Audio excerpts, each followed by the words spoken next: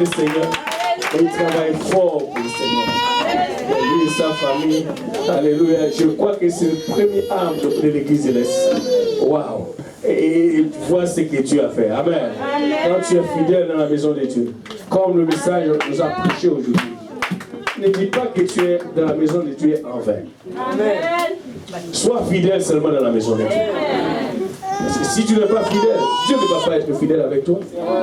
Mais sois fidèle avec Dieu, lui-même soit fidèle avec toi. Et encore une fois, c'est tout simplement une grâce, une faveur que Dieu nous a fait. Pasteur Emric, viens, prends ta liberté. Encore une fois, prêche la parole. Nous aimons la parole de Dieu. Amen. Qui aime la parole de Dieu? Pour nous accueillir le prédicateur, alléluia, prends ta liberté. Prêche la parole de Dieu. C'est ce que nous avons, c'est ce que nous voulons entendre. Et c'est par cela que nous. Dieu nous nourrit par sa parole. Amen. Pas tout le monde encore pour, alléluia, la parole de Dieu que nous allons faire. Amen. Merci Seigneur. Gloire à Dieu, peuple de Dieu. Amen. Vous pouvez vous asseoir.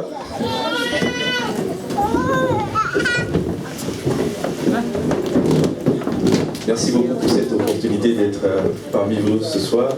Je suis très honoré d'être ici ce soir et aussi très intimidé. Amen. Et aussi très stressé. Amen. Alors, priez pour moi pour que la grâce de Dieu, la faveur de Dieu soit sur moi. Amen.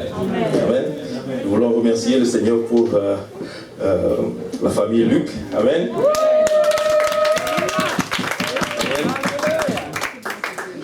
Amen. Je ne connais pas une seule personne qui n'aime pas le pasteur Luc. Je n'en connais pas.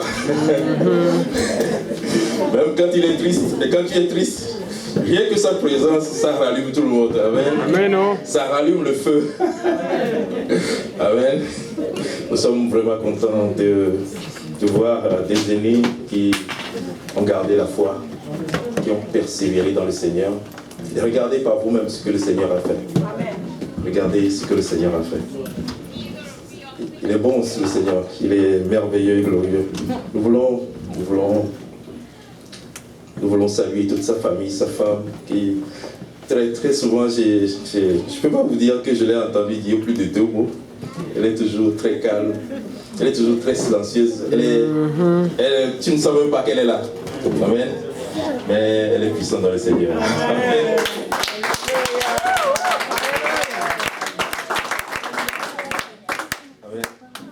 Nous voulons saluer tous ceux qui sont là, tous les ministres qui sont là parmi nous aujourd'hui.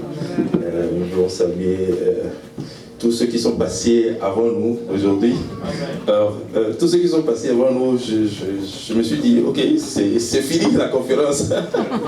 Ils ont tout dit déjà, donc je prends mes affaires et puis je m'en vais à la maison.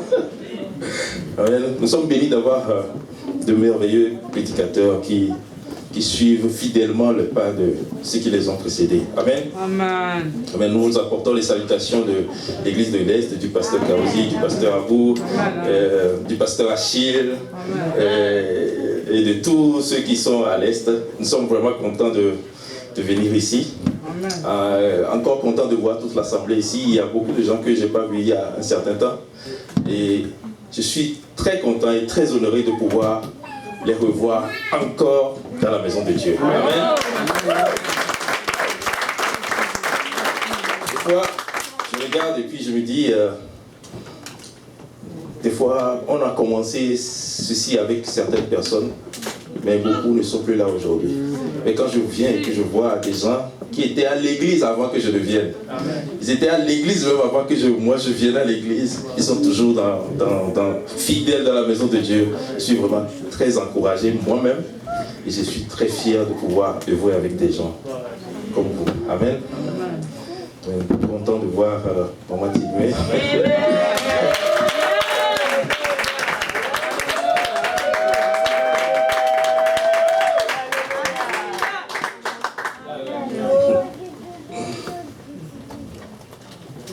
Content de voir aussi la sœur Lila, je pense qu'elle me sent.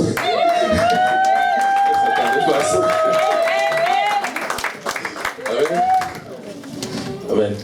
Donc, sans plus tarder, nous allons prier, nous allons aller dans la parole de Dieu, et puis je vais demander au pasteur de prier, et puis nous allons voir ce que le Seigneur va nous dire. Mais avant, je vous avertis, je n'ai pas parlé avec le pasteur Abou par rapport à ce que je dois dire, mais il se trouve que je vais dire ce qu'il a déjà dit, ou je vais dire encore d'une autre manière ce qu'il a déjà dit. Je voulais changer ça, mais quand je suis arrivé ici, quelqu'un a dit, si tu crois, tu verras la gloire de Dieu. Amen. Oh, Jésus. Et c'est le titre de mon message aujourd'hui. Si tu crois, tu verras la gloire de Dieu. Est-ce qu'il y a des gens qui croient ici? Amen. Si tu crois, tu verras la gloire de Dieu. Amen. Nous allons lire un passage, si vous voulez vous lever bien, vous voulez bien vous lever avec nous.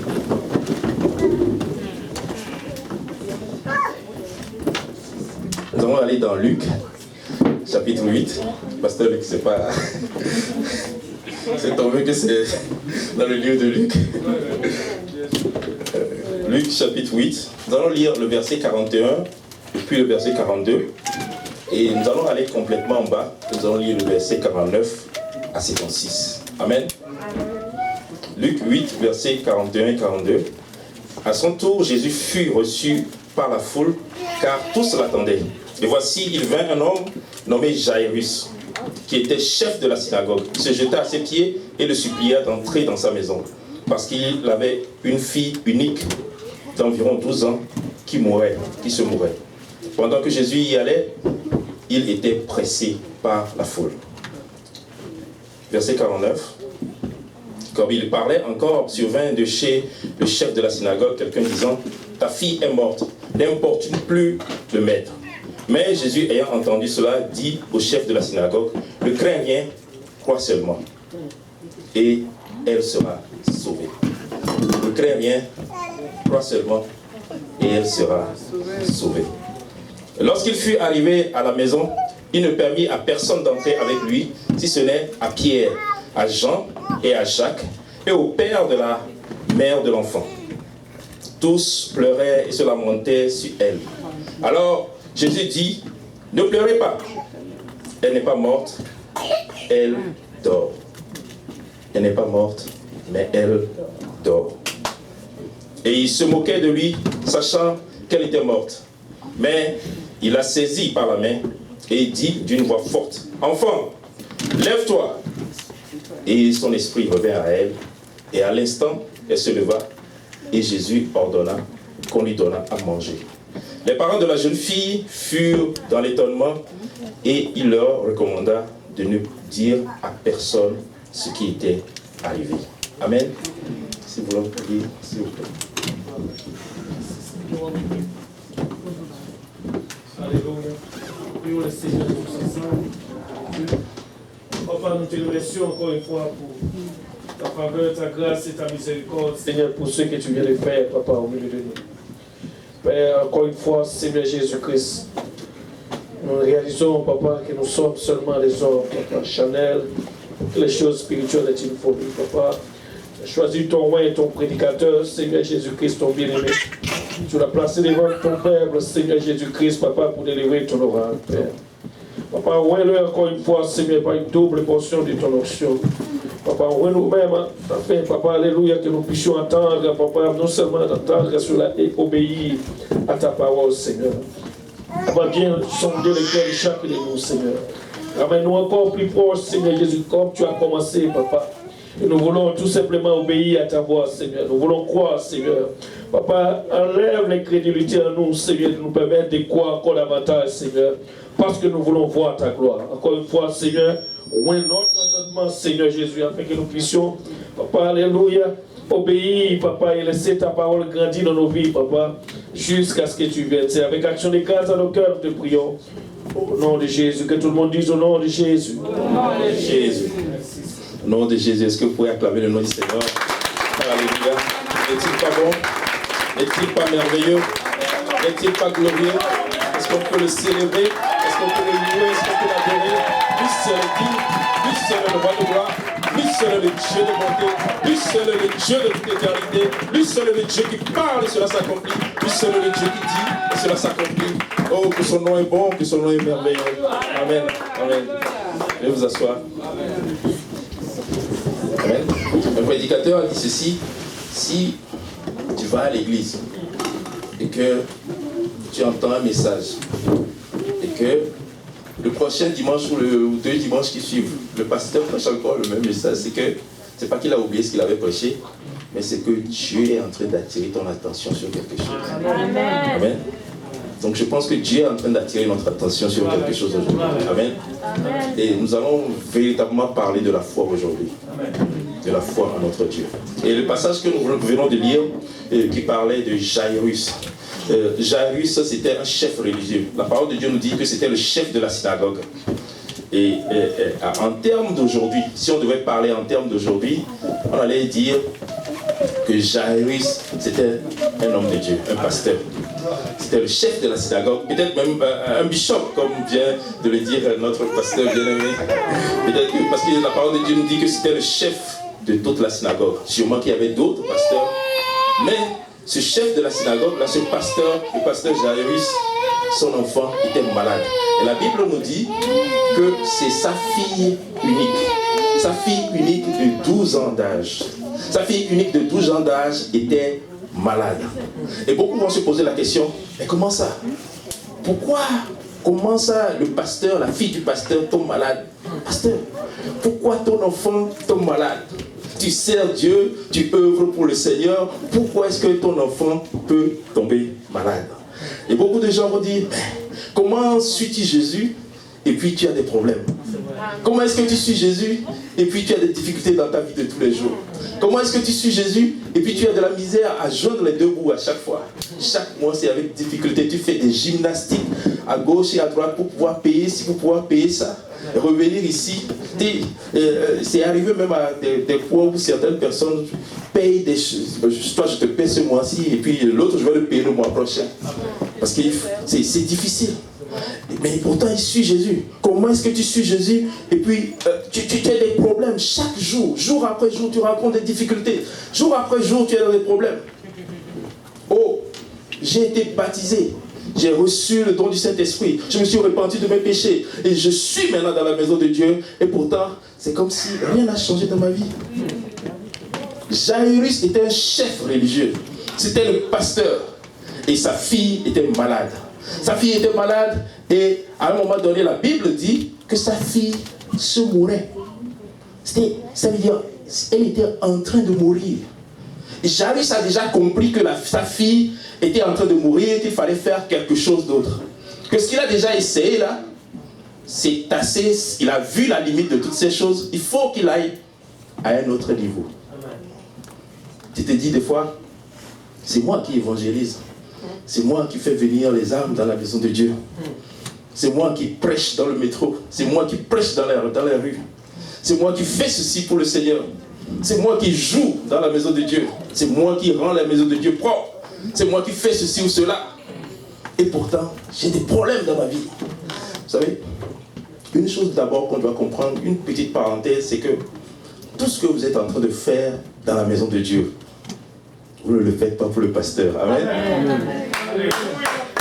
Tout ce que tu es en train de faire dans la maison de Dieu, tu n'es pas en train de faire ça pour l'homme de Dieu.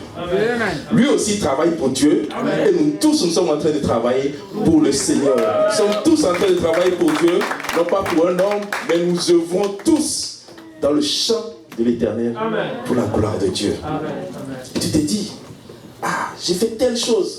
Je fais telle chose pour Dieu et pourtant les choses ont l'air de s'empirer pour moi. Vous savez, une chose que je dois vous dire, c'est que quand tu viens à Dieu, la fausse doctrine, c'est de dire que tout va bien aller. Tu viens à Dieu, tout va bien aller. C'est faux. C'est faux. Vous savez, avant que tu ne viennes à Dieu, tu étais dans le monde. Et quand tu étais dans le monde, tu étais dans le camp de l'ennemi. Et quand tu étais dans le camp de l'ennemi, vous savez ce que Satan faisait?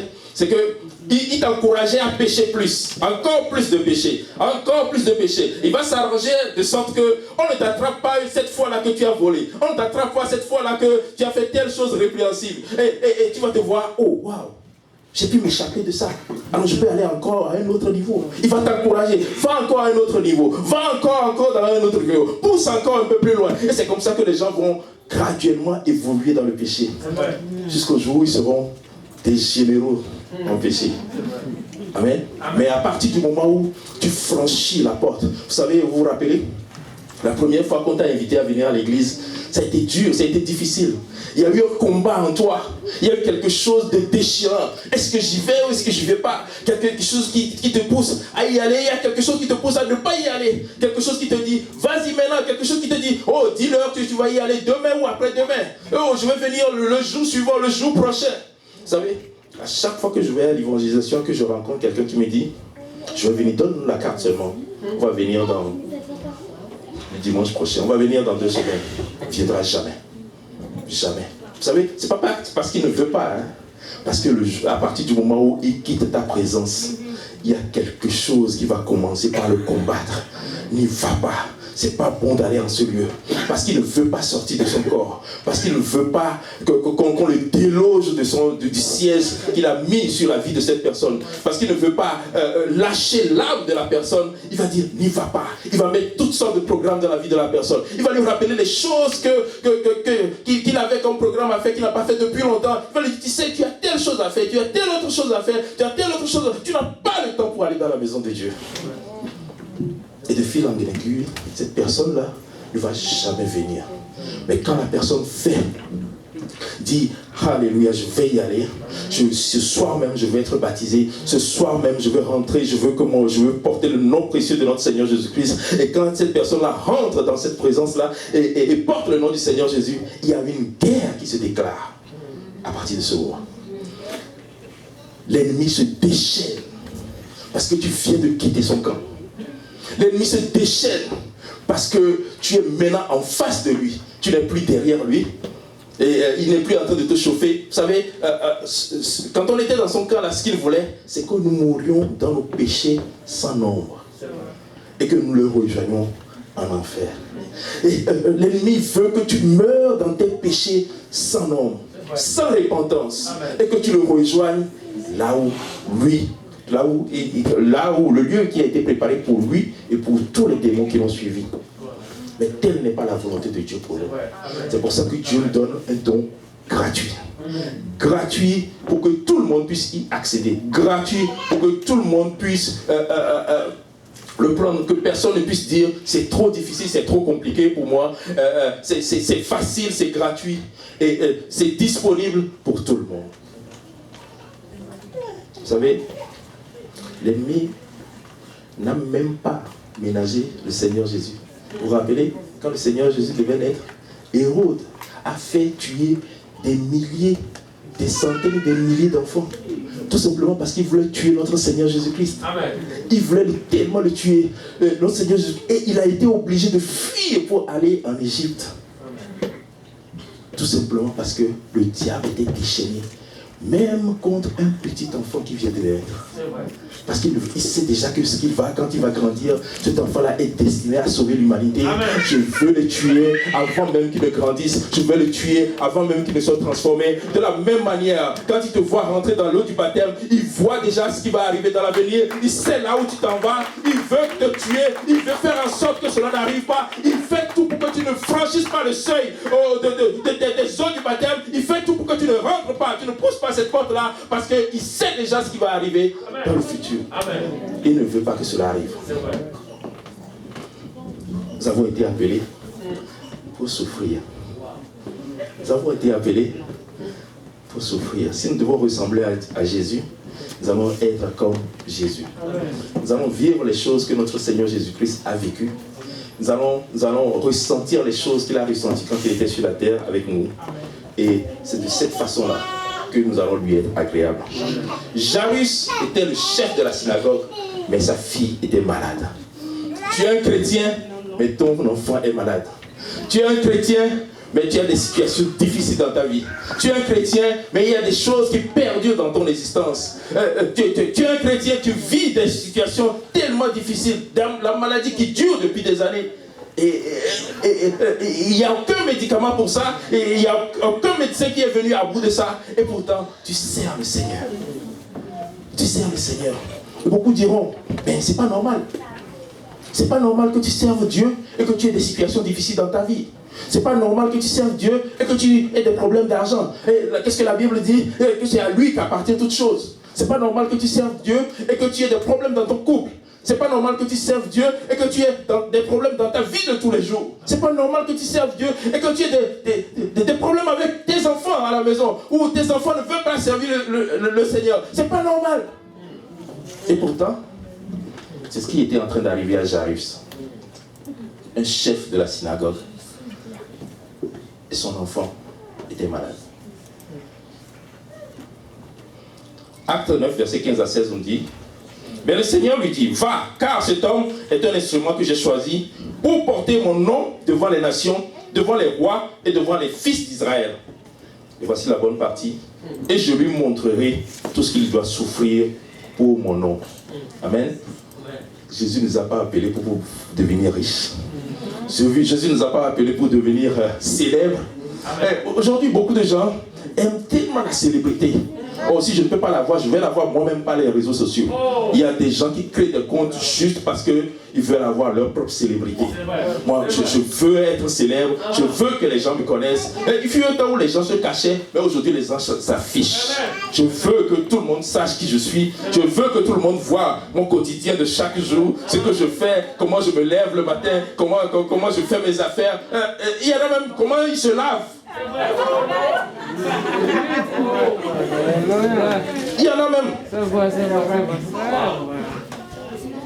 Jésus. Fais-vous Seigneur. Que le Seigneur nous garde. Et même ça arrive dans l'église. Beaucoup de gens vont venir à l'église parce qu'ils cherchent la richesse. Et quand ils ne la trouvent pas, bye bye, ils s'en vont. Beaucoup de gens viennent parce qu'ils cherchent la gloire, la célébrité. Ils veulent, quand ils ouvrent, quand ils franchissent le seuil de la porte, la première chose qu'ils veulent faire, c'est de prêcher. Ils veulent la place du pasteur. C'est la première chose. Et quand ça n'arrive pas le plus rapidement possible, parce qu'ils ont un agenda, quand ça n'arrive pas le plus rapidement possible, ils vont partir.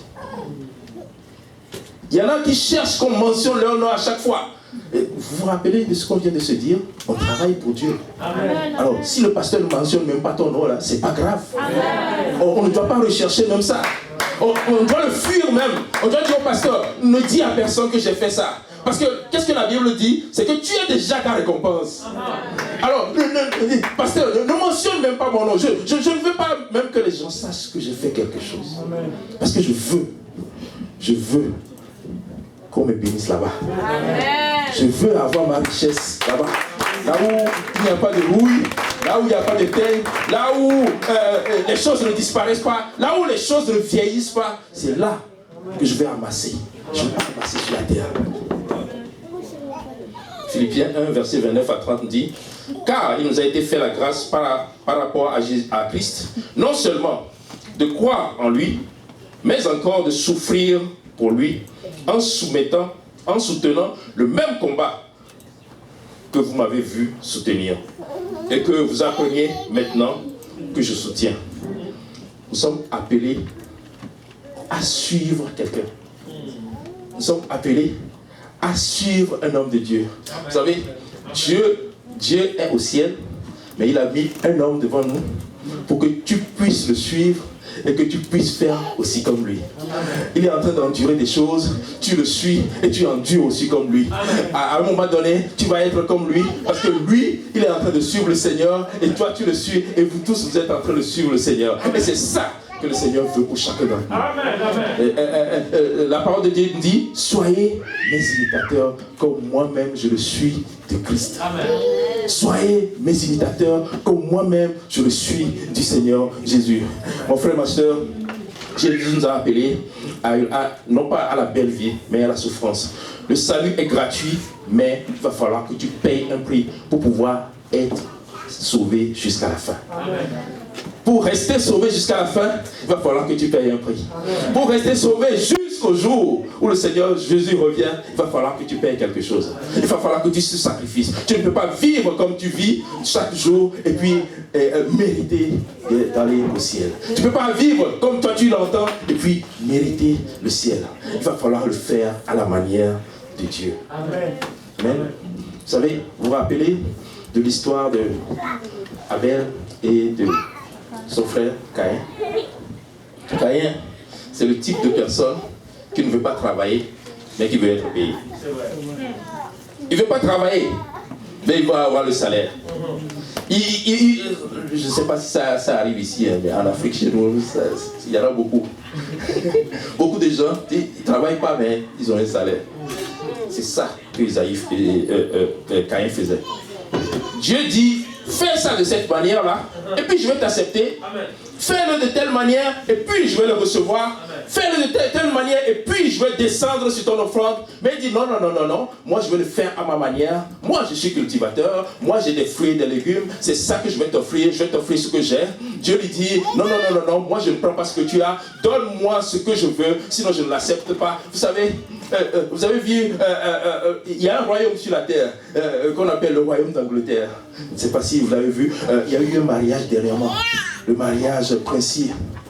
Et dans ce royaume-là, on ne va pas là-bas comme on veut. Tu n'entres pas là-bas comme tu veux. Tu n'entres pas là-bas comme tu t'habilles. Tu ne peux pas t'habiller n'importe comment, que ce soit un homme ou une femme, pour entrer, voir la reine Elisabeth II et puis la saluer. C'est impossible. Il y a beaucoup de gens qui vont régler ton cas avant que tu n'arrives jusqu'à elle. Ils vont te dire, non, ici, là, c'est différent. On n'entre pas ici comme on veut. Si tu veux entrer ici, là, il va falloir que tu sois bien habillé. Que tu sois bien habillé, là, ça veut dire bien habillé comme un enfant de Dieu. Amen. Bien habillé comme un enfant de Dieu. Et même avec un chapeau, même s'il le faut. Et que tu sois bien habillé de la tête jusqu'aux pieds. Qu'on ne voit pas 3/4 de ton corps, qu'on ne voit pas la moitié de ton corps, qu'on ne voit pas une grande partie de ton corps, mais que tu sois vraiment couvert. Amen. Comme Dieu aime que nous soyons couverts. Amen. Et c'est comme ça. Si tu ne fais pas ça, tu n'entres pas. Qui que tu sois. Que tu sois chef d'État, que tu sois chef de gouvernement, que tu sois une personne très célèbre dans le monde, qui que tu sois, si tu ne fais pas ça, tu n'entres pas. Mais comment je sais ça? Parce qu'au cours de ce mariage-là, ce qui s'est passé, c'est que toutes les célébrités, parce que la femme faisait partie des célébrités, toutes les célébrités qui sont ses amies, qui s'affichaient presque nues, partout, dans des magazines, un peu partout, on leur a dit que ici, là, vous êtes invités à venir à ce mariage. Mais avant d'entrer ici, il faut que vous soyez bien habillés. Et c'est la première fois qu'on peut voir ces gens-là qui n'aiment pas s'habiller porter des vestes, même pour les femmes. Ils ont porté des jupes, des corsages avec des vestes dessus. Ils ont même porté des chapeaux. Tout simplement parce que ce royaume-là l'exigeait. Maintenant, imaginez le royaume de Dieu. Le royaume de Dieu. Dieu, si on peut faire ça sur la terre, si on peut exiger des choses comme ça sur la terre, est-ce que tu penses que tu peux entrer dans le royaume de Dieu comme tu veux? Est-ce que tu penses que tu peux aller dans le royaume de Dieu comme toi tu l'entends, comme toi tu le comprends, comme toi tu le vois? Oh, moi je le vois de cette manière, je pense qu'on doit le faire de telle ou telle manière. Ce n'est pas ton royaume. Quand tu vas créer ton royaume, tu vas émettre tes règles, mais pour le moment c'est le royaume de Dieu. Et c'est Dieu qui fixe les règles. Tu vas aller le faire à la manière de Dieu ou tu ne le feras pas du tout. Tu vas le faire à la manière de Dieu ou tu n'entreras pas du tout. Tu ne peux pas forcer le royaume de Dieu. Tu vas entrer selon ce que Dieu te demande de faire.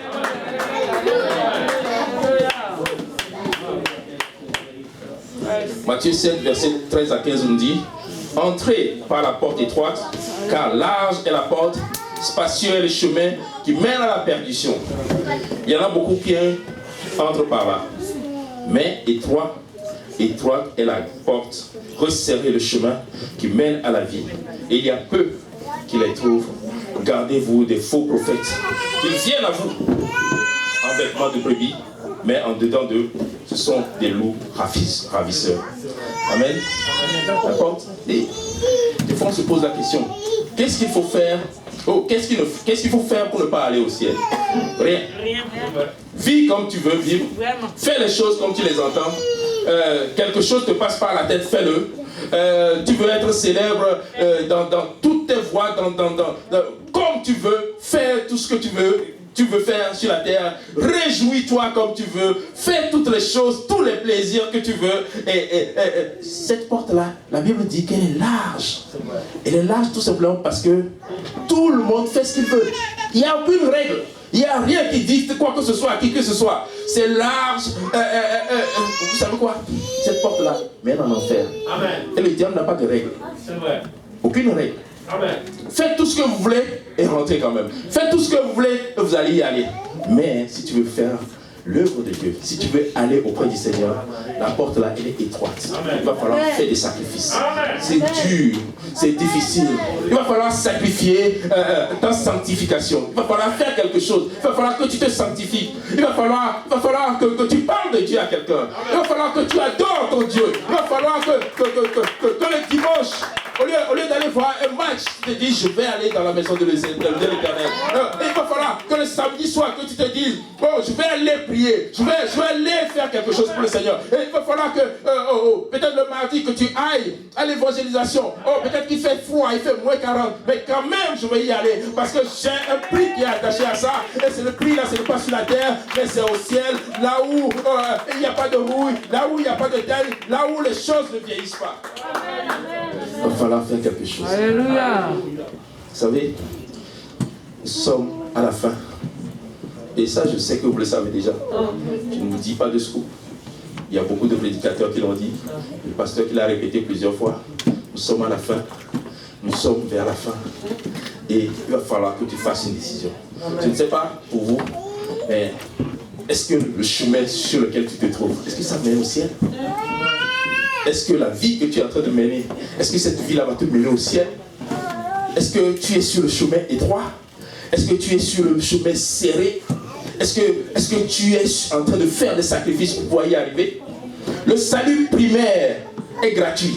Le salut primaire, c'est tu te répands, on te baptise et tu reçois le don du Saint-Esprit. Si tu mourrais là, après avoir reçu le Saint-Esprit dans l'eau, et c'est fini. Bon, c'est bon, tu vas au ciel directement. Mais si tu dois rester sur la terre, il va falloir que tu fasses encore autre chose. Et là, ce n'est plus gratuit, ça va te coûter quelque chose. Ça va te coûter ton temps, ça va te coûter ton énergie, ça va te coûter ton argent, ça va te coûter des sacrifices que tu vas faire, ça va te coûter plein de choses que tu vas faire. Tout simplement parce que tu aimes ton Sauveur. Tu aimes Dieu, tout simplement. Vous savez, il y a beaucoup de choses que nous faisons pour Dieu. Nous ne le faisons pas parce que je ne viens pas jouer à l'église parce que je veux plaire au pasteur ou parce que je veux que les gens me voient. Je viens jouer à l'église parce que j'aime Dieu. Amen. Tout simplement, j'aime Dieu. Il m'a sauvé. Je suis tellement content qu'il m'ait sauvé. Même s'il ne me bénit plus, même s'il ne me donne plus rien, même si je manque de tout, le simple fait qu'il m'ait sauvé, c'est suffisant, c'est assez, c'est au-delà de tout, c'est au-delà de toute imagination. Vous savez, le temps que nous allons passer sur la terre est tellement petit, est tellement restreint. Nous passons un temps tellement court sur la terre. Le reste, c'est l'éternité. C'est longtemps. Et ça ne finit jamais. Amen. Ça n'a pas de fin. Vous savez, il y a quelqu'un qui a fait une illustration que j'aime beaucoup. Il a pris une corde longue, dont vous ne verrez pas la fin. Il a mis un ruban bleu tout au bout, juste un petit ruban. Et il dit ça, le ruban bleu là, c'est les années que nous passons sur la terre. Le petit ruban bleu là, c'est les 80 ans, les 90 ans que nous passons, peut-être 100 ans pour certains, que nous passons sur la terre, c'est ça le ruban bleu. Et il commence maintenant par tirer la corde. Et ça là, c'est l'éternité. Il tire, ça ne finit pas. Il tire, ça ne finit pas. Il tire, ça ne finit pas. Et c'est ça que nous allons voir. Alors, prépare-toi pour pouvoir rencontrer le Seigneur. Prépare ton éternité. Vous savez, sur la terre, on prépare toutes sortes de choses. On prépare la venue d'un enfant. On se prépare pour pouvoir aller, pour pouvoir voyager. On se prépare pour pouvoir se marier, pour faire toutes sortes de choses. Mais on oublie de se préparer pour l'éternité. Pour l'éternité. C'est pas comme un examen. Vous savez, un examen, tu fais un examen, tu échoues, on te dit, bon, reviens. La prochaine fois, on va te donner encore une autre chance de pouvoir revenir, de pouvoir le refaire. Si tu échoues encore, on va te donner encore une autre opportunité. Si tu échoues encore, on va te donner encore une autre opportunité. Oh, peut-être même que tu vas changer de branche, tu vas te dire, ok, je ne veux plus étudier dans tel domaine, je vais aller dans tel autre domaine. Amen. Mais, le jour où nous mourrons que nous présentons là-bas, il n'y a pas une autre opportunité. L'opportunité là, c'est maintenant sur la terre. L'opportunité de faire mieux, de faire bien, c'est maintenant sur la terre. Alors saisis cette opportunité là. Je ne sais pas sur quelle route tu te trouves. Je ne sais pas si tu es sur le chemin étroit ou si tu es sur le chemin large. Mais fais ta décision aujourd'hui. Et décide-toi d'être sur le chemin qui mène à Dieu. 1 Jean 2, verset 15 nous dit, n'aimez point le monde, ni les choses qui sont dans le monde. Si quelqu'un aime le monde, l'amour du Père n'est point en lui. N'aimez point le monde. Vous savez, nous sommes des pèlerins sur la terre. Nous sommes comme des ambassadeurs sur la terre. Vous savez, les ambassadeurs, là, ils sont là juste pour représenter leur pays, le pays qui les a envoyés. Ils ne prennent pas la nationalité du pays dans lequel ils sont. Parce que ce n'est pas leur pays. Ce n'est pas leur rôle non plus. Ils sont de la nationalité de l'autre pays qui les a envoyés ici. Et quand ils sont là, ils sont là juste pour faire les affaires pour lesquelles on les a envoyés. Parce qu'ils sont là juste pour un temps. On leur donne des fois 5 ans ou des fois 10 ans, ainsi de suite. Mais après ce temps-là, on te ramène chez toi à la maison. Et c'est la même chose qui va nous arriver. Nous sommes des pèlerins sur la terre. Nous sommes des ambassadeurs du Seigneur sur la terre. À un moment donné, Dieu va nous rappeler pour qu'on retourne chez lui. Vous savez, quand je vais chez moi au Togo, quand je vais chez moi, pour un temps, 2 semaines, 3 semaines, je ne sais pas moi. Quand vous allez en vacances quelque part, pour 2 semaines, 3 semaines, 4 semaines, si quelqu'un vous fait quelque chose, est-ce que ça vous dit quelque chose? Non. Non. Amen. Ça m'importe peu. Je ne suis pas d'ici. Ah, tu me prends, ça prend. C'est pas grave. Je vais m'en acheter un autre. Je ne suis pas d'ici. C'est pas grave. Amen. Tu me tapes. Oh, c'est pas grave. Tu m'insultes. C'est pas grave non plus. Je ne suis pas d'ici. Bientôt je repars. Je prends l'avion tout à l'heure. C'est pas grave. C'est la même chose. Le temps que nous passons sur la terre, c'est tellement court. Et nous sommes des ambassadeurs sur la terre. Nous sommes comme des gens qui sont partis un peu en vacances là. Juste pour un temps. Un tout petit temps. Et pour ce temps-là, ne t'embarrasse pas des choses inutiles. Amen. Et beaucoup d'entre nous nous embarrassons des choses inutiles dans la maison de Dieu. Amen. Ah, tel a fait telle chose. Et le plus grave, je quitte la maison de Dieu à cause de lui. C'est vrai. Je quitte la maison de Dieu parce qu'il ne m'a pas salué. Je quitte la maison de Dieu parce qu'il m'a mal regardé. Je quitte la maison de Dieu parce qu'il m'a insulté. Je quitte la maison de Dieu parce que j'ai entendu dire quelque chose de quelqu'un. Je quitte la maison de... Est-ce que c'est quelqu'un qui t'a appelé ou bien c'est Dieu qui t'a appelé? Est-ce que tu es venu pour quelqu'un ou est-ce que tu es venu pour Dieu? Est-ce que tu es venu servir un homme ou est-ce que tu es venu servir Dieu? Est-ce que c'est Dieu qui t'a appelé ou c'est les hommes qui t'ont appelé?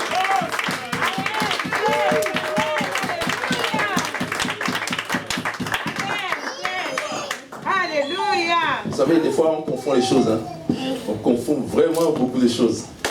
On confond les choses. Quand tu comprends que tu es là pour un temps, et quand tu comprends que ce n'est pas ton frère ou ta soeur qui t'a appelé, et que c'est Dieu, celui qui est suprême, qui t'a appelé, et qui t'a mis là, pour un moment comme celui-ci.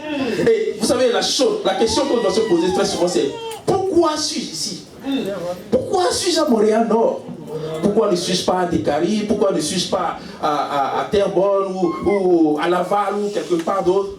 Pourquoi le Canada? Pourquoi suis-je ici? Et l'autre question qu'on doit se poser, c'est si je suis ici, que suis-je censé faire? Oh, pourquoi je suis à l'église de Montréal-Nord?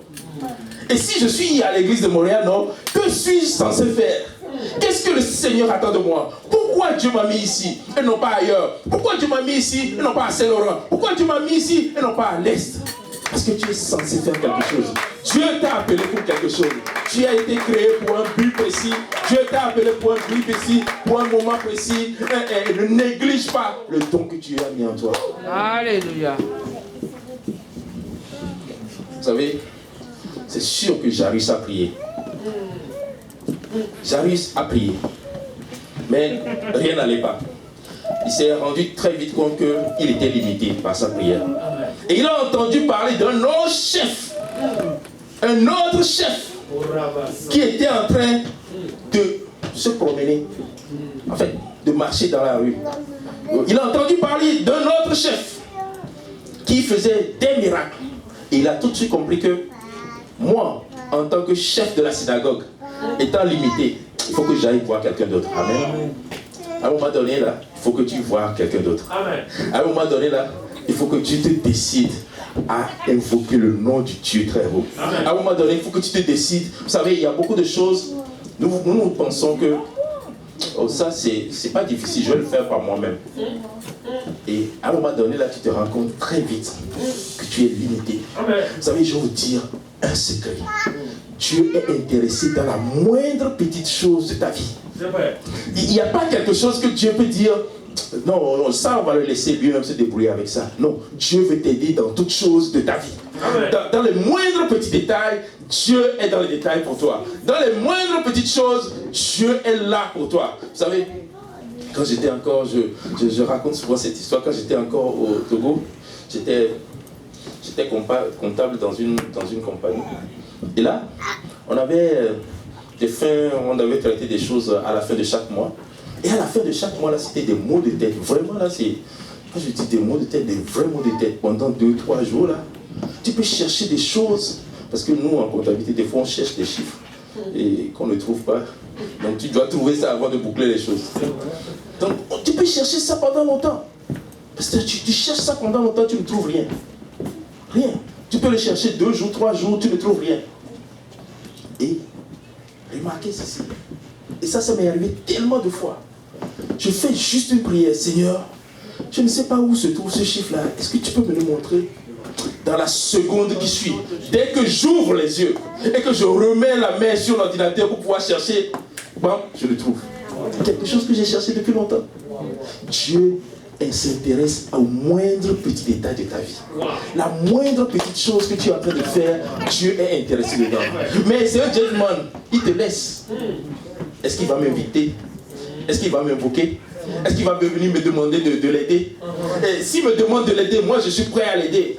Mais ça, j'attends qu'il me le demande. Je ne veux pas le forcer. Je lui ai donné son libre pouvoir de pouvoir choisir. Je veux qu'il vienne à moi par amour. Je ne veux pas le forcer, mais j'attends qu'il vienne à moi. Alors, invoque ton Dieu. Invoque-le jour et nuit. Invoque-le à tout moment. Invoque-le à tout instant. Il est juste là prêt. Dieu est plus prêt à nous rendre service que nous sommes prêts à lui demander. Autrement dit, c'est que Dieu, il est tellement prêt. Il est prêt là, maintenant. Et il attend après nous pour que nous venions lui demander quelque chose. Amen. Et c'est ça, notre Dieu. C'est comme, tu as la solution, mais tu veux te débrouiller seul. Alors il te laisse. Pour voir jusqu'à quand il va essayer de le faire par lui-même. Et quand il sera fatigué, il va venir me voir. Mais j'espère que ce ne sera pas trop tard. Colossiens 3, versets 1 à 4 nous dit: si donc vous êtes ressuscités avec Christ, cherchez les choses d'en haut, où Christ est assis à la droite de Dieu. Affectionnez-vous aux choses d'en haut et non à celles qui sont sur la terre, car vous êtes morts. Vous êtes morts et votre vie est cachée avec Christ en Dieu.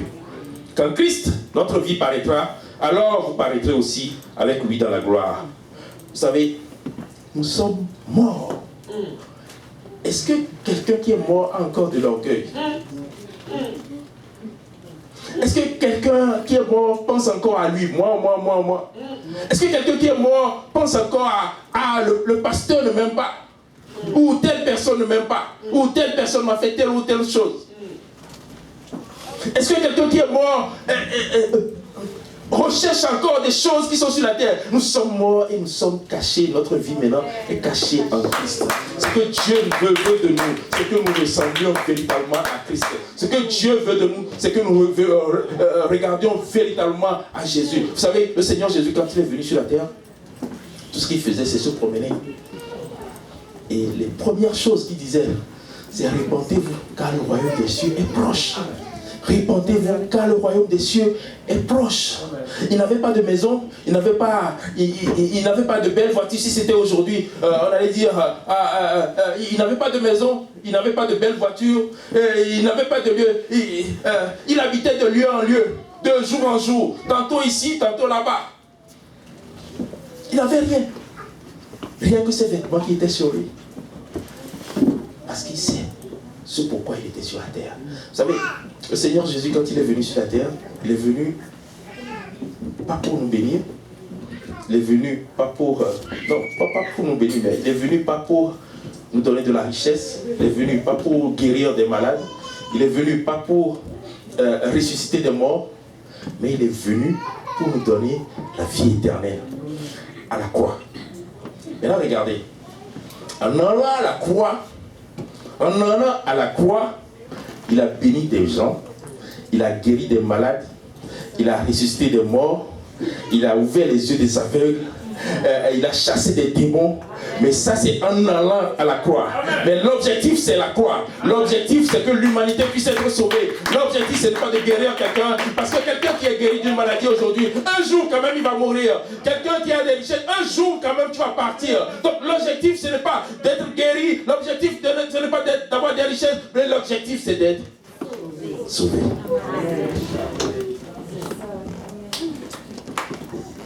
L'objectif, c'est d'être sauvé. Jésus, Jairus a compris qu'il faut que j'aille voir quelqu'un d'autre. Et il est parti voir Jésus. Il a supplié, Seigneur, ma fille de 12 ans, c'est mon unique fille, elle est en train de mourir. Est-ce que tu peux venir à la maison, s'il te plaît? Est-ce que tu peux venir prier pour elle? Est-ce que tu peux venir lui imposer les mains pour qu'elle puisse guérir cet enfant-là? C'est mon unique enfant. Et c'est un pasteur. Il dit, j'ai des problèmes. Dieu, j'ai des problèmes. Est-ce que tu peux faire quelque chose pour moi, Seigneur? Ce n'est pas comme... Il est allé supplier Dieu. C'est pas comme nous faisons des fois. C'est Seigneur, si tu ne me donnes pas ça, je quitte ta maison. Seigneur, si tu ne me donnes pas ça, je ne fais plus ça pour toi. Seigneur, si tu ne me donnes pas, je ne vais plus à l'évangélisation. Seigneur, si tu... Et on commence par menacer Dieu. Amen. Et pourtant, c'est Dieu. Oui. Des fois, on ne se rend pas compte. On a l'impression que Dieu, c'est notre camarade. C'est notre camarade de classe. C'est quelqu'un que nous connaissons. C'est un ami que nous avons connu. Ou c'est quelqu'un, un grand frère, ou quelque chose comme ça. Il est là de toute éternité. Avant que tes parents ne naissent, il était Dieu. Amen. Il est Dieu de toute éternité. Et il y a 1000 ans, tes parents n'étaient pas nés, il était quand même Dieu. Et 1000 ans après notre départ, il sera encore Dieu. Vous imaginez la grandeur, l'immensité de Dieu? Tu ne peux même pas le menacer. Est-ce qu'on peut même se tenir devant Dieu vis-à-vis et puis lui parler? Dieu n'est pas notre camarade. Tu peux pas menacer Dieu. Seigneur, tu fais ça ou ce jour, je ne fais plus rien. Tu me donnes ci ou je ne fais plus rien pour toi. Oh, tu m'accordes ceci ou je ne fais plus rien pour toi. On commence par menacer Dieu. C'est pas ce que Jairus a fait. Jairus est allé supplier Dieu. Seigneur, c'est mon unique fille. S'il te plaît, est-ce que tu peux venir à la maison? Est-ce que tu peux venir prier pour lui, pour elle, pour qu'elle puisse être guérie? Est-ce que tu peux lui imposer les mains pour moi? S'il te plaît, Seigneur. Et avant d'aller auprès de Jésus, Jairus avait dans ses bagages la foi. Oh, je sais mes limites. J'ai déjà vu mes limites, mais je sais qu'il y a quelqu'un d'autre qui est plus fort que moi. Je sais qu'il y a quelqu'un d'autre qui est plus puissant que moi. Pour lui, il n'y a rien d'impossible. Lui, il parle et cela s'accomplit. Lui, il dit quelque chose, cela se réalise. Lui, il a créé les cieux et la terre, rien qu'avec sa parole. Quand il dit quelque chose, rien ne lui résiste. Quand il dit à la maladie, sors, et la maladie sort du corps de la maison, de la personne. Je suis venu avec cette foi-là vers cet homme de Dieu. Et c'est là, je sais qu'il est capable. Bien souvent, vous savez, nous venons à Dieu pour lui demander quelque chose, mais avant même de venir à Dieu, nous doutons déjà. C'est vrai. Est-ce qu'il va le faire? Seigneur, est-ce que tu vas le faire? Est-ce que c'est possible? On est déjà limité dans notre tête par notre imagination. Est-ce que ça va arriver? Est-ce que c'est possible? Pasteur, Je ne crois pas si quelqu'un vient, si moi je viens voir le pasteur, j'ai dit, pasteur Luc, tu sais, tu es un bon homme de Dieu. Oh, tu es bon, tu es merveilleux. Je sais que tu es capable de régler tel problème que j'ai dans ma vie. Peut-être j'ai un problème de $1000. Je sais qu'il a beaucoup plus que $1000. Je viens le voir et je lui dis, je sais que tu es capable. Tu vas le faire pour moi. Et là, il le fait. Une autre fois, je viens, j'ai peut-être un autre problème de $100. Vous voyez la différence? Et je viens encore, je dis, pasteur Luc, je sais que tu es capable. Tu vas le faire. Et il le fait encore. Mais regardez l'autre côté. C'est que tu sais qu'il l'a, mais tu viens, tu dis, pasteur Luc, j'ai tel problème, mais est-ce que tu es capable vraiment? Est-ce que tu pourras me donner $1000 vraiment? C'est ça que nous faisons avec Dieu. Tu n'apportes pas la foi. La foi, c'est la seule chose que Dieu te demande d'apporter. Amen. La foi, c'est la seule chose que Dieu te demande d'apporter. Quand tu viens à Dieu, la seule chose qu'il te demande, c'est est-ce que tu crois que je suis capable de le faire pour toi? Est-ce que tu crois que j'ai été jusqu'à la croix pour toi? Est-ce que tu crois que je peux te sauver de cette situation? Est-ce que tu crois que je peux te guérir? Est-ce que tu crois que je vais le faire pour toi? Est-ce que tu crois que je t'aime assez pour pouvoir l'accomplir pour toi? Est-ce que tu crois que je suis capable, je suis assez puissant pour pouvoir l'accomplir pour toi? C'est ça que Dieu attend de nous. Vous savez, il est arrivé des moments dans ma vie, à un moment donné, là, je disais à Dieu, Seigneur, le contraire, c'est impossible, je ne crois pas le contraire. Je crois que tu peux tout, et je crois que tu as quelque chose en réserve pour moi. Amen. Je crois, chaque jour, je me levais, je disais à Dieu, Seigneur, je sais que tu as quelque chose en réserve pour moi. Je sais que tu as quelque chose en réserve pour moi. Je ne peux pas croire que tu veuilles me laisser comme ça. Je ne peux pas croire que tu veux me laisser à cet endroit-là. Je sais que tu vas m'amener à un autre endroit. Je sais que je vais aller à un autre niveau parce que je sais en celui en qui j'ai cru. Amen. Il est tout puissant. Jairus est allé voir le Dieu tout puissant. Il s'est agenouillé, il a supplié, est-ce que tu peux venir chez moi pour guérir ta fille qui est malade? Vous savez, il y avait une foule autour de Jésus, mais ce Jairus-là qui est venu, Jésus a tout de suite accepté. On va aller chez toi, puis je vais aller voir ton enfant. Je vais aller chez toi, puis je vais prier pour ton enfant pour qu'elle puisse guérir. Et vous savez, des fois, Jésus, quand tu lui demandes quelque chose, il accepte. Mais des fois, il y a un temps entre le moment où il accepte et le moment où ça vient jusqu'à toi. Il y a un temps où entre le moment où tu acceptes, nous avons lu le passage tout à l'heure. Le passage nous dit quoi? C'est que Jésus était pressé de toutes parts. Il a accepté d'aller avec Jairus, mais il était pressé de toutes parts. Ce que ça veut dire, c'est qu'il y avait des gens tellement autour, des curieux, des gens qui veulent le voir faire un miracle, des gens qui veulent le voir pour la première fois. On a entendu parler de ce Jésus-là, je veux le rencontrer par moi-même, je veux le voir par mes yeux, je veux le toucher. Il y a beaucoup de gens qui voulaient le toucher, il y avait beaucoup de gens qui voulaient le voir, il y a beaucoup de gens qui voulaient lui parler. Donc il était pressé de toutes parts. Il était au milieu de la foule. Je ne sais pas si vous avez déjà vu une foule compacte. Les gens, des fois même ça arrive que tu as l'impression que tu n'es plus en train de marcher, mais tu es en train... C'est les gens qui te portent par leurs épaules. Parce qu'ils sont tellement nombreux, ils sont tellement en train de t'étouffer. Jésus a accepté d'aller chez Jairus, mais il était empêché par la foule. Il était retenu par la foule. Mais pendant que Jésus était en train d'aller, pendant que Jésus était en train de vouloir aller chez Jairus, il va se passer quelque chose. La parole de Dieu nous dit qu'une femme atteinte d'une perte de sang depuis 12 ans, atteinte d'une perte de sang depuis 12 ans. Vous savez, normalement c'est quelqu'un qui est impur, suivant la loi de Moïse. C'est quelqu'un qui est impur, qui ne doit pas toucher les gens. Et cette femme aussi est venue avec sa foi.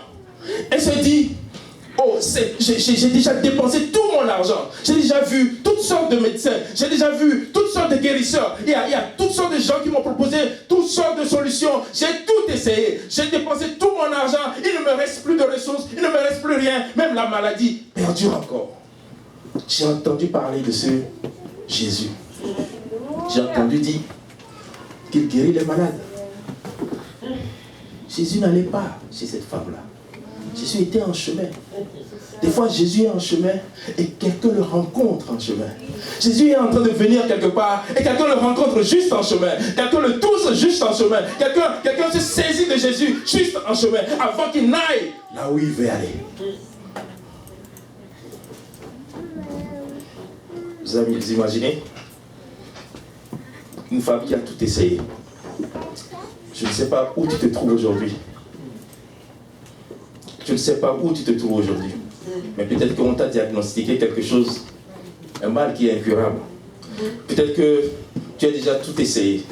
Peut-être que tu as déjà gaspillé tout ton argent. Peut-être que tu n'as même plus de ressources. Tu n'as plus de force d'essayer quelque chose d'autre. Mais laisse-moi te dire, essaie Jésus. Amen. Il est la solution. Et il a la solution. Amen. Si tu as déjà tout essayé, si tu as déjà tout fait, si tu as déjà fait toutes sortes de choses par toi-même, si les hommes et les femmes, les gens, les grands de ce monde t'ont fait faire tellement de choses, laisse-moi te dire, essaie seulement Jésus. Et tout va bien aller. Vous savez, peut-être que le Seigneur est en train d'aller quelque part, mais tu peux le toucher en chemin. Peut-être que le Seigneur est en train d'aller quelque part, mais tu peux te saisir de lui. Peut-être que le Seigneur est là en ce moment, en train de vouloir visiter quelqu'un, mais toi tu peux te saisir de Jésus au moment où il est là. Peut-être qu'il est juste là pour quelqu'un d'autre, pas pour toi, mais toi tu peux te saisir de lui. Cette femme-là avait une foi et une assurance ferme, se disant, si seulement je peux toucher le bord de son vêtement, si seulement ma main peut le toucher, rien que mon petit pouce peut toucher le bord de son vêtement, je serai guéri. Vous imaginez le degré de foi de cette femme? C'est supérieur à la foi de Jairus. Jairus a dit, Seigneur, viens chez moi pour prier et imposer les mains à cet enfant-là pour qu'il soit guéri. Mais cette femme-là a dit, non, je n'ai même pas besoin, je suis impur, je n'ai pas besoin que le Seigneur vienne chez moi, je ne peux même pas lui parler, je ne suis même pas digne de pouvoir parler au Seigneur face à face. Moi je veux juste toucher le bord de son vêtement. Je veux me cacher dans la foule là, je veux me cacher derrière les gens là, je veux juste toucher, juste le bout de mon doigt là, je vais toucher et je vais en dire quelque chose de ce Dieu. Qu'est-ce que Dieu a dit? Ma fille, ta foi t'a sauvée. Va en paix. Vous savez, la foi sauve. La foi sauve. Vous savez, si on n'a pas la foi là, on ne doit rien faire ici. On doit même savoir la foi que Dieu existe d'abord, avant même d'être sauvé. On doit avoir la foi que Dieu existe et que c'est lui qui sauve, c'est lui qui a créé le ciel et la terre, avant même de pouvoir penser au salut. Tu dois avoir d'abord la foi. Tu dois venir à Dieu avec la foi. Jean 11, verset 40, on dit, et c'est ça le sujet, le titre de notre message.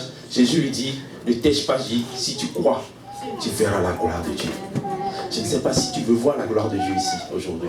Je ne sais pas s'il y a des gens qui veulent voir véritablement la gloire de Dieu. Tout ce que Dieu te demande, c'est si tu crois, si seulement il peut croire en moi, si seulement elle peut croire en moi, si seulement elle peut penser que je suis le Dieu Tout-Puissant, le Dieu qui a suspendu la terre dans le vide, le soleil à la bonne disposition pour que ça ne réchauffe pas trop, la lune et les étoiles, c'est moi qui les ai créés, un monde qui est immensément grand, immensément infini. S'il peut seulement croire que je suis capable de créer ces choses-là. Vous savez, la Bible fait référence toujours au Dieu créateur du ciel et de la terre. Parce que ce que la Bible veut dire par là, ce que la parole de Dieu veut dire par là, c'est que si ce Dieu-là est capable de créer les cieux et la terre, qu'est-ce qui est impossible à ce Dieu-là? Qu'est-ce que tu vis qui est impossible à ce Dieu-là? Qu'est-ce qui sera trop difficile pour lui? S'il est capable de créer les cieux et la terre, quel que soit ce par quoi il est en train de passer, c'est trop peu pour lui.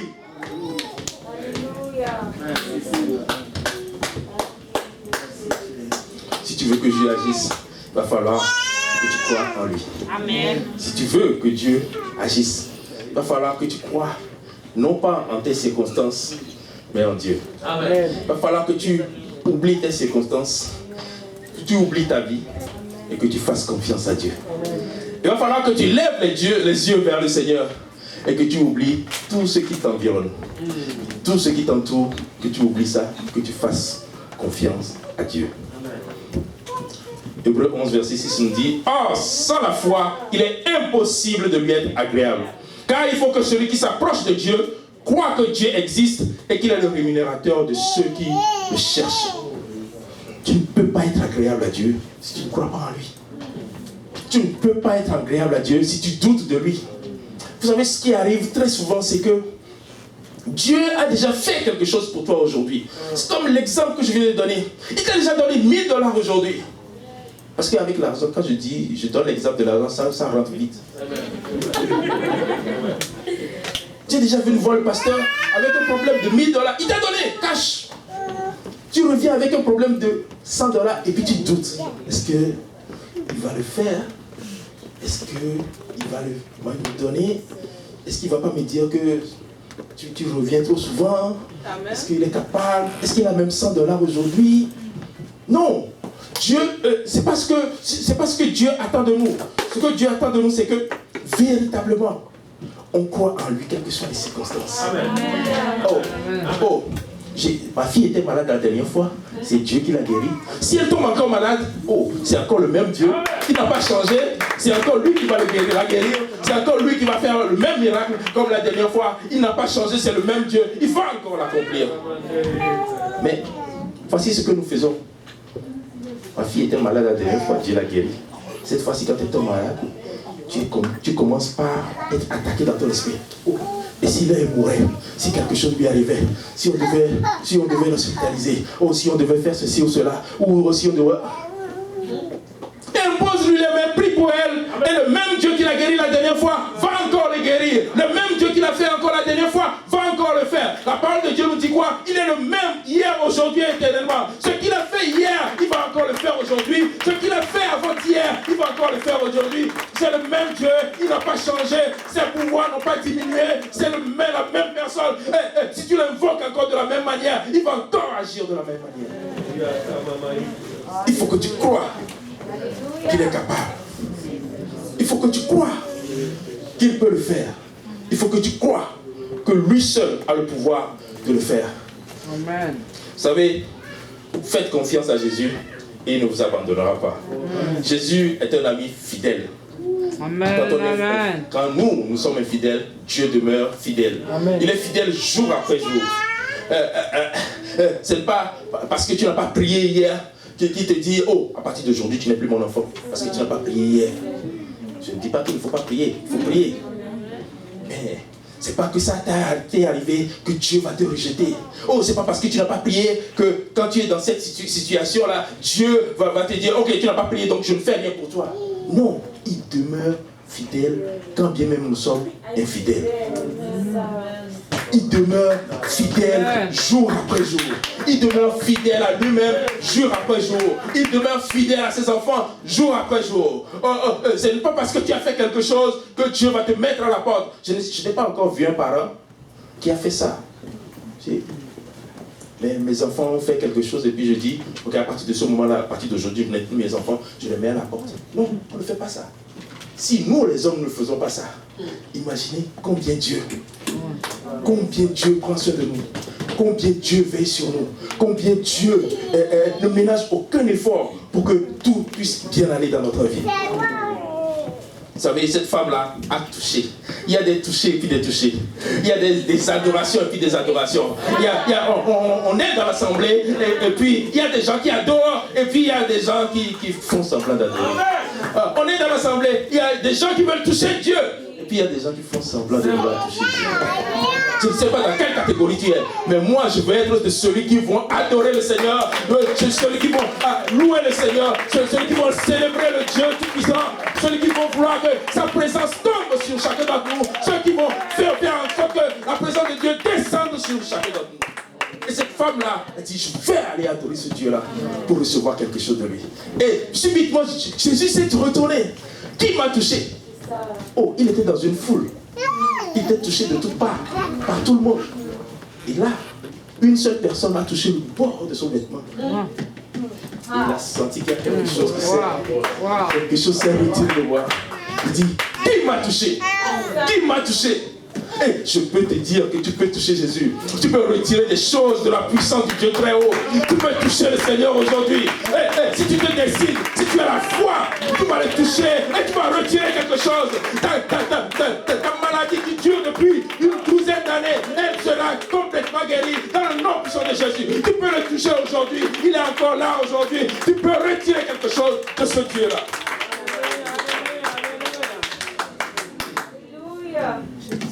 Acte 13, verset 2 me dit, pendant qu'ils servaient le Seigneur dans leur ministère et qu'ils jeûnaient, le Saint-Esprit dit, mettez-moi à part Barnabas et Saul pour l'œuvre à laquelle je les ai appelés.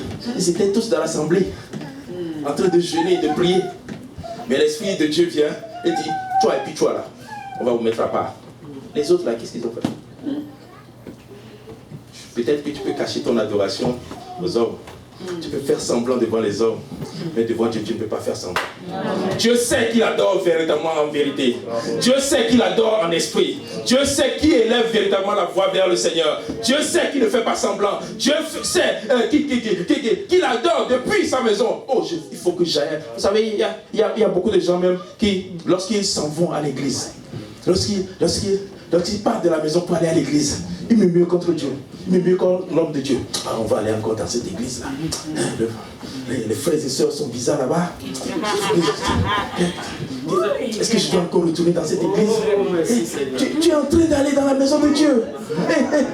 Tu dois venir avec une attente. Oh, Seigneur, je viens dans ta maison aujourd'hui. Il faut que ceci arrive dans ma vie. Il faut que cela arrive dans ma vie. Il faut que ceci change dans ma vie. Il faut que cela change dans mon existence. Je vais dans ta maison. Fais quelque chose pour moi. Seigneur, je suis en train d'aller dans ta maison. Il faut que quelque chose change en moi. Il faut que tu changes mon existence. Il faut que tu changes ma vie. Amen. Arrête de murmurer. Amen.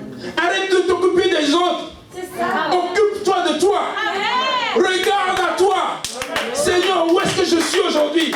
Est-ce que j'évolue ou est-ce que je n'évolue pas? Vous savez, dans la vie là, il faut qu'on évolue. Quand tu es venu à Dieu il y a peut-être 10 ans, il y a 20 ans, est-ce que tu es encore au même endroit ou est-ce que tu as évolué? Il faut que tu évolues. Si tu n'évolues pas, c'est pas bon. Tu ne peux pas rester au même endroit. Et ça veut dire qu'il y a quelque chose qui ne va pas dans ta vie. Et je peux te le garantir que ce n'est pas la faute de Dieu, mais c'est ta faute. Si tu veux, si seulement tu veux, Dieu, lui, il est prêt. Dieu, lui, il est prêt. Et la foule. Vous savez, ça m'intrigue toujours. Les gens qui constituent la foule qui était autour de Jésus, la foule qui le pressait de toutes parts, la foule qui était en train... Vous savez, dans la vie, il y a beaucoup de gens qui sont des accompagnateurs. Ils t'accompagnent juste dans la vie. Ils sont là juste par curiosité. Et on dit que le maître ressuscite des morts, guérit des malades, ouvre les yeux des aveugles, chasse les démons. Tu es là en présence de ce Dieu tout-puissant, qui peut tout. Et tu es juste là pour le contempler. Juste pour le regarder. Je fais juste partie de la foule. Les autres qui touchaient Jésus de toutes parts, ils n'avaient pas de besoin. Les autres qui étaient là en train de le toucher à pleine main, à plein bras, à plein épaule, ils n'avaient aucun problème. C'était juste là pour regarder. Et aujourd'hui, même dans l'église, il y a beaucoup de gens qui sont juste des accompagnateurs. Des accompagnateurs. On ne veut pas que rien change dans notre vie. On ne veut pas que Dieu opère des miracles et des prodiges dans notre vie. On ne veut pas que Dieu change notre comportement. On ne veut pas que Dieu change notre existence. On ne veut pas que Dieu fasse quelque chose. On est braqué sur toutes sortes de choses. On est braqué, on dit non, le pasteur prêche. On dit non, ça c'est pas pour moi. Le pasteur prêche encore. On dit non, c'est pour les autres. Le pasteur prêche. On ne voit jamais notre vie au travers de la parole de Dieu. Pour pouvoir être changé, transformé par cette parole. Ça, c'est les accompagnateurs. Ils entrent dans la maison de Dieu. Après 10 ans, ils sortent tels qu'ils sont entrés. Rien n'a changé. Même leur langage n'a jamais changé. Ils ont toujours le même langage qu'ils avaient dans le monde. Ça, c'est les accompagnateurs. Ils sont là juste pour regarder. Ils sont là juste pour critiquer. Ils sont là juste pour voir les autres faire. Et puis, dire qu'il ne faut pas bien. Vous savez, c'est pas facile. Moi, je ne sais pas jouer au piano. La dernière fois, j'ai essayé avec mes enfants à la maison. J'ai dit à ma femme, chérie, tu sais, j'ai vu une vidéo et on a montré comment jouer un cantique, un seul cantique. Puis j'ai dit, c'est facile, je peux faire ça aussi. Elle a ri de moi. Elle dit, tu es trop vieux pour ça.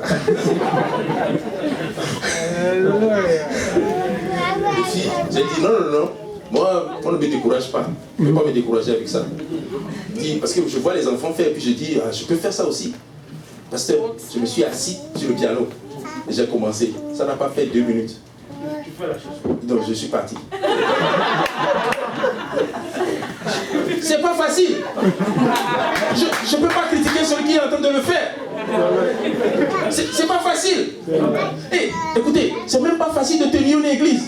Chaque dimanche tu viens prêcher. Chaque dimanche il y a des problèmes de tel autre qui vient avec toi. Mais tu as tes propres problèmes à la maison. Ce n'est pas facile. Ce n'est pas facile de faire l'œuvre de Dieu. Ce n'est pas facile jour après jour de venir ici. Des fois, l'homme de Dieu aussi, lui veut prendre des vacances. Lui veut aussi faire sa vie avec sa famille. Et ce qui est légitime d'ailleurs. Mais jour après jour, il va se sacrifier. Jour après jour, il va venir. Jour après jour, il va faire ceci. Jour après jour, il va faire cela. Pour que l'œuvre de Dieu puisse continuer. Pour que l'œuvre de Dieu puisse prospérer. Et la seule chose que nous savons faire, c'est il ne fait pas bien. C'est vrai. Il ne fait pas bien. Peut-être que je ferai mieux à sa place. C'est faux, tu ne feras rien de mieux à sa place. C'est faux, c'est archi faux. Laisse les gens faire.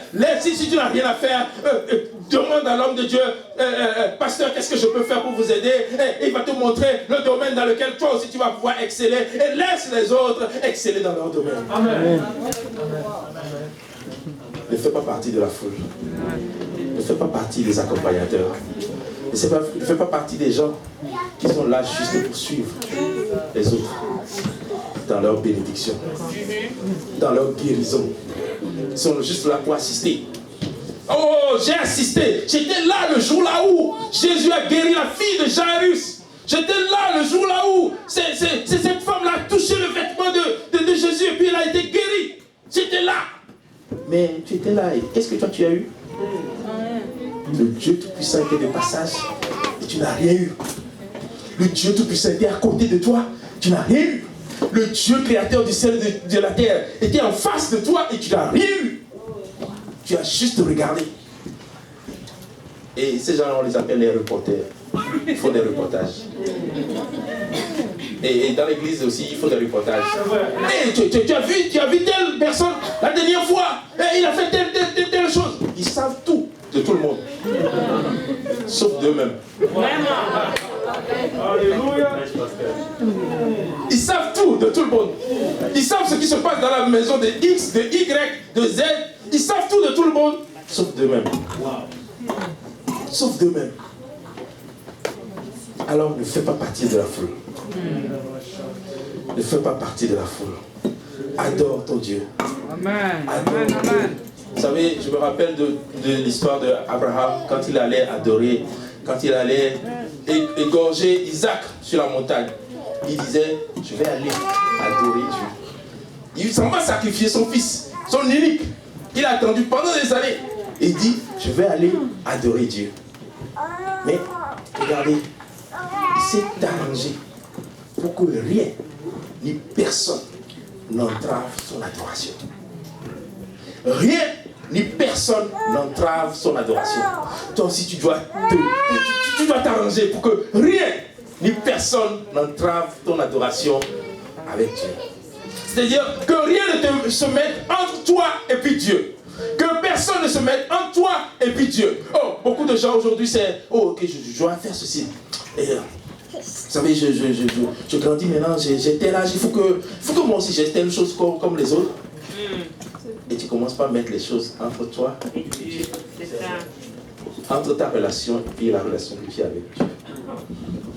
Ce n'est pas ce que Dieu veut pour nous. Jean 4, verset 23 à 24 nous dit: mais l'heure vient, et elle est déjà venue, où les vrais adorateurs adoreront le Père en esprit et en vérité, car ce sont là les adorateurs que le Père demande. Dieu est esprit et il faut que ceux qui l'adorent en esprit et en vérité. Dieu veut des gens qui vont l'adorer en esprit et en vérité. Pas des gens qui vont faire des cachotteries, pas des gens qui vont faire semblant, pas des gens qui lorsqu'ils vont tourner le dos, vont faire autre chose complètement. Mais Dieu veut des gens qui vont l'adorer en esprit et en vérité. Amen, amen, amen. En esprit et en vérité. Amen, est-ce que tu es prêt à adorer ton Dieu? Est-ce que tu es prêt à donner toute l'adoration dont tu es digne à Dieu? Est-ce que tu es prêt à faire tout ce que Dieu te demande de faire? Amen, amen. Vous savez, cette femme-là, sa guérison-là, c'était pas prévu. Sa guérison-là n'était pas prévue par le Seigneur. Le Seigneur était juste de passage. Il allait chez Jairus pour guérir sa fille. Sa guérison-là, c'était pas prévu. De la même manière, je te dis que peut-être que c'était pas prévu, ton cas, mais tu peux toucher le vêtement de Dieu. Peut-être que personne ne t'a calculé, mais tu peux quand même toucher le Seigneur Jésus-Christ. Parce qu'il est en train de passer. Oh, peut-être que on t'a dit, oh, c'est fermé, on ne veut plus personne. Mais ton imprévu là, ton cas qui n'était pas prévu là, va être prévu maintenant. Amen. Au nom de Jésus. Ton cas qui n'était pas prévu là, va être réservé maintenant au nom de Jésus. Ton cas que personne ne voulait là, ça va être voulu maintenant dans le nom de Jésus. Amen. Parce que nous savons le Dieu que nous servons. Amen. C'est le Dieu qui crée un chemin là où il n'y a pas de chemin. C'est le Dieu qui crée un chemin dans le désert. C'est le Dieu qui crée des fleuves dans la solitude. Ce Dieu-là, rien ne lui est impossible. Vous savez, le verset 49 nous dit, comme il allait encore survint de chez le chef de la synagogue quelqu'un qui disait, ta fille est morte, n'importe où ne peut le mettre. Seigneur Jésus, tu sais, Jairus, viens. Tu sais, on a espéré longtemps que tu reviennes à la maison avec le Seigneur, mais quand vous tardiez là, ta fille est morte.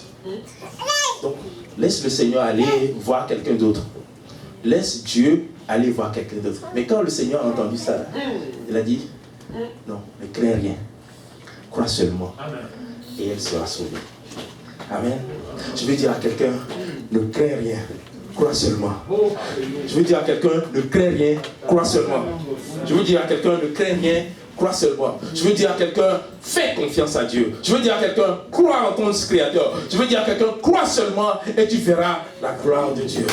Ne regarde pas les circonstances qui t'entourent. Ne regarde pas les choses qui sont autour de toi. Ne regarde même pas les gens qui viennent te rapporter les mauvaises nouvelles. Il y aura beaucoup qui vont apporter des mauvaises nouvelles dans ta vie. Au moment où tu es en train d'évangéliser, quelqu'un vient t'annoncer une mauvaise nouvelle que ce soit. Ne crois pas à ce qu'il vient te dire, mais fais confiance à Dieu seulement. Oh, crois seulement et tu verras la gloire de Dieu. Fais confiance à Dieu. Au moment où tu es en train de faire l'œuvre de Dieu, quelqu'un viendra t'annoncer une mauvaise nouvelle. Décide de croire en ton Dieu et non pas en tes circonstances. Ne crains rien. Crois seulement.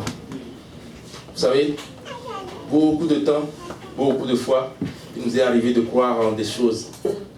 Ah, si seulement, si ça m'arrivait, et si ça m'arrivait. Vous savez, on a beaucoup de si dans notre vie, des si hypothétiques. Et à un moment donné, ça arrive parce que tu penses trop. Amen. Et Job nous dit dans Job 3, verset 25, ce que je crains, c'est ça qui m'arrive. Amen. Ce que je redoute, c'est ça qui m'atteint. Amen. Et je craignais ça tellement que, à un moment donné, ça a donné du fruit. C'est vrai. Fais confiance seulement à Dieu. Crois seulement en Dieu. Seigneur, moi je ne suis pas capable. Seigneur, moi je n'ai pas la force. Moi je n'ai pas le pouvoir de faire quoi que ce soit. Mais je te fais confiance. Je fais confiance au Dieu Tout-Puissant. Je te fais confiance à toi, le Dieu de gloire. Je sais que tu es capable. Je sais que rien ne te résiste. Je sais que tu vas le faire. Je sais que tu vas l'accomplir. Je sais que tu es le Dieu qui ne faillit jamais. Tu n'as jamais failli avec les autres. Ce n'est pas avec moi que tu vas commencer. Tu es le Dieu suprême, le Dieu Tout-Puissant, le Dieu qui a créé les cieux et la terre. Et je sais que tu as quelque chose à réserver pour moi. Ésaïe 54, verset 14, on dit, tu seras affermi par la justice, bannis l'inquiétude, car tu n'as rien à craindre, et la frayeur, car elle ne s'approchera pas de toi. Bannis l'inquiétude de ta vie. Bannis l'inquiétude de ta vie. Et vous savez, même quand tu t'inquiètes, de quelque manière que ce soit, ça ne règle rien. Amen. Rien. Amen. Tu passes beaucoup de temps, rien qu'à penser, mais ça n'apporte rien. Ça ne change rien à la situation. Fais confiance à Dieu. Fais seulement confiance à Dieu et tu verras sa gloire. Jésus. Le pasteur m'a dit, je fais seulement. Ouais.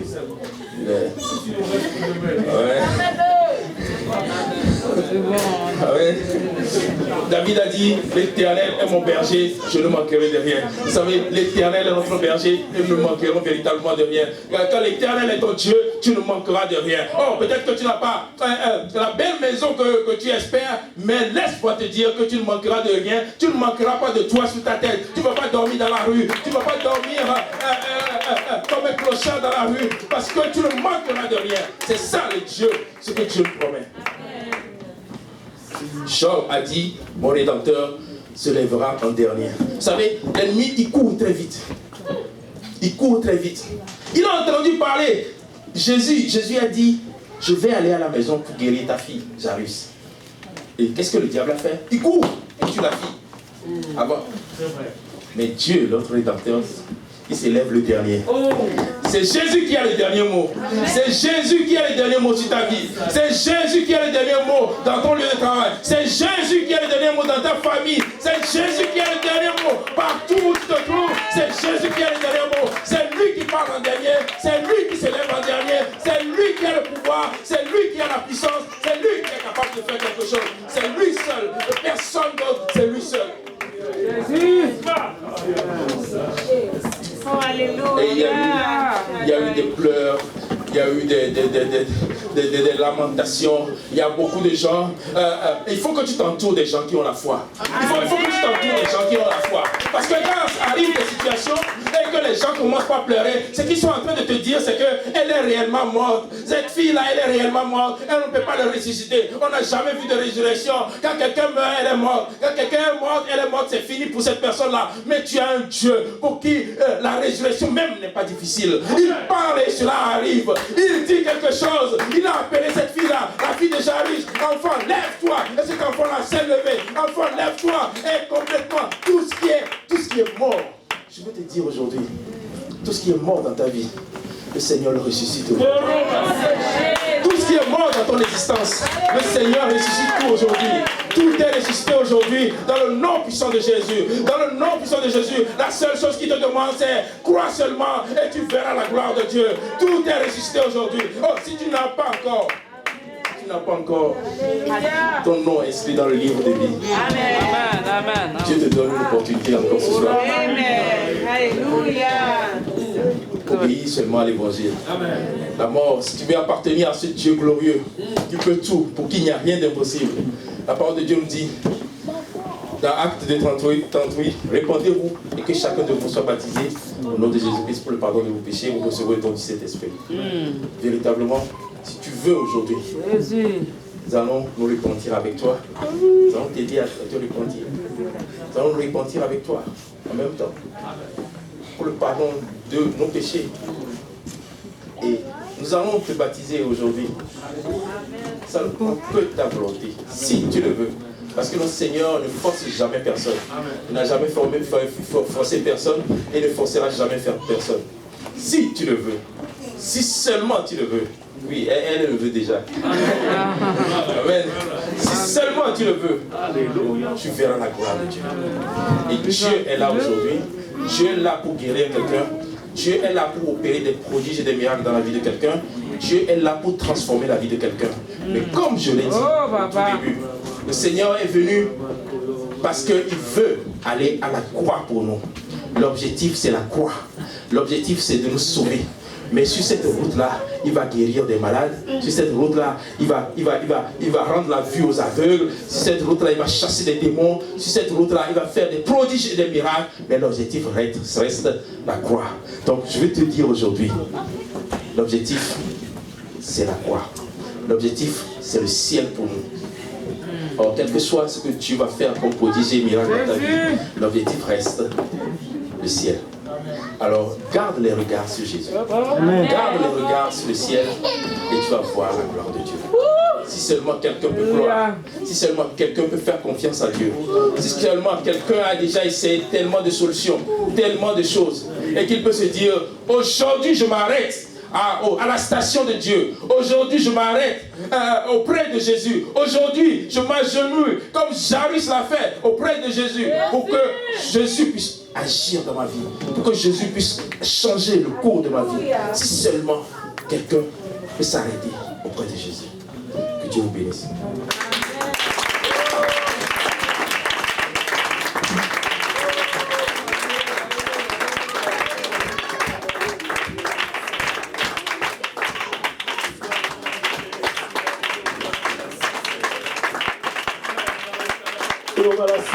mon nom pour, alléluia, acclamer, Seigneur.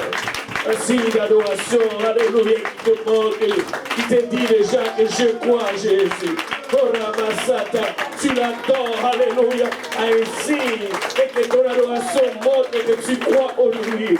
Que ta adoration, alléluia, que tu vas recevoir, Riasata, ce que Dieu, alléluia, réserve pour toi. Tu dis, Seigneur, alléluia, je crois, papa, tu peux le faire. Je crois, tu peux, Seigneur. Je crois, papa, tu peux tout, Seigneur Jésus. Oh, Maraïka, Tabaïa, Eta, Labayola, Sata, Labaïka, Laïka. Oh, merci, Seigneur Jésus. Alabaïka, Oekia, Eta, Yabasata, Labaïka. Alléluia, Jésus. Ilabaïka. C'est une invitation à tout le monde aujourd'hui. Peu importe où tu es en ce moment, alléluia. Il y a une approche que tu peux faire, alléluia, vers ton Dieu. Il a ne laisse rien, Aramaïkaeta, ne laisse rien, Oroma Kataya Masata, de te tourner, alléluia, de la volonté de ton Dieu dans ta vie. Aramaïkaya Osanabaïka, saisis ton opportunité, alléluia, ne laisse pas cette occasion ce soir.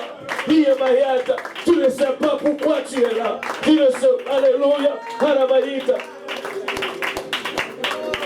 Alléluia. Hey, Seigneur Jésus, alléluia. Oh, Pasteur, oui, tu ne sais pas encore une fois combien que tu es dans la volonté.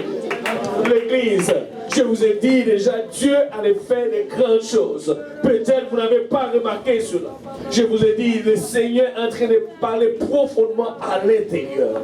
Le Seigneur est en train de parler à son église. Je vous dis, alléluia. Et c'est ce que le Seigneur a eu en réserve pour nous. Alléluia. Et c'est ce qu'il est en train de faire. Alléluia. Depuis le premier jour de la conférence, le Seigneur m'a dit déjà qu'il allait faire des choses. Et le Seigneur nous a parlé profondément. Alléluia. Le Seigneur veut briser certaines, alléluia, joug dans nos vies ce soir. Alléluia. Si tu as une chose qui te place une barrière entre toi et ton Dieu, ce soir le Seigneur a décidé de te briser cela. Alléluia. Es-tu volontiers pour laisser le Seigneur de le faire?